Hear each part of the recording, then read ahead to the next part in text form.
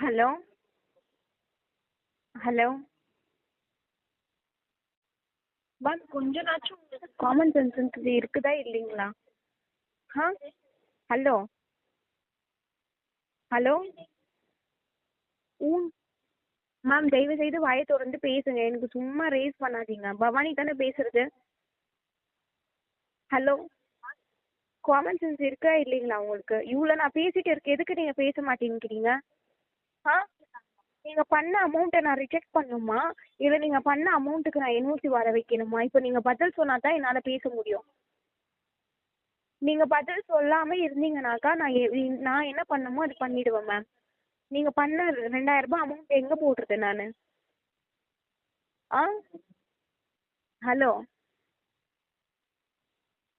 லைனில் தானே இருக்கீங்க, அது பேசுங்க வாயை திறந்து. ஏன் பேச மாட்டேங்கிறீங்க?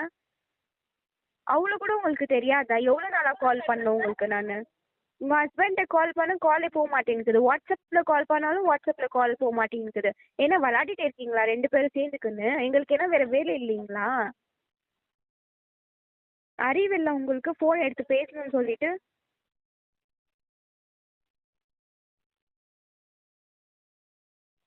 இவ்வளோ கேள்வி கேட்குறேன்னு வாய் திறந்து பேசுங்க. ஹலோ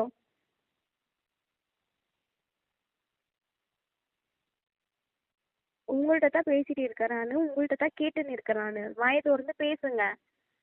அமௌண்ட் இருக்குன்னா இருக்கு, இல்லைன்னா இல்லை. பதில் சொல்லுங்க வாயை திறந்து. இப்படியே இருந்தால் எனக்கு என்ன தெரியும்? காலில் ரெஸ்பான்ஸ் பண்ண மாட்டேங்கிறீங்க. ஆ ஏன்னா எங்களுக்கு வேறு வேலை இல்லைங்களா? உங்களுக்கே கால் பண்ணிட்டு உக்காந்து இருக்கணுமா? அவ்வளோ கூட உங்களுக்கு காமன் சென்ஸ் இல்லையா? பேமெண்ட் பண்ணுன்னு சொல்லிட்டு 4000 பேமெண்ட் பண்ணிக்கிறீங்களா? இந்த 4000 பேமெண்ட்டே என்ன பண்ண சொல்லுங்கள், நீங்கள் சொல்லுங்கள்.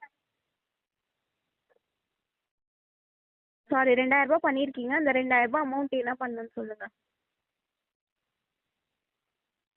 அந்த 2000 என்ன பண்ணணும்னு சொல்லுங்கள் மேம். நான் வந்து ரிஜெக்ட் பண்ணி விட்டுருவேன். அந்த 2000 அமௌண்ட்டை ரிஜெக்ட் பண்ணி நானே எடுத்துப்பேன். நீங்கள் கட்டின மாதிரி நான் காமிக்க மாட்டேன் அதுக்கப்புறமா. இப்போ நீங்கள் பேசாமல் இருந்தீங்கன்னா. கொஞ்சம் கூட அறிவு இருக்கு.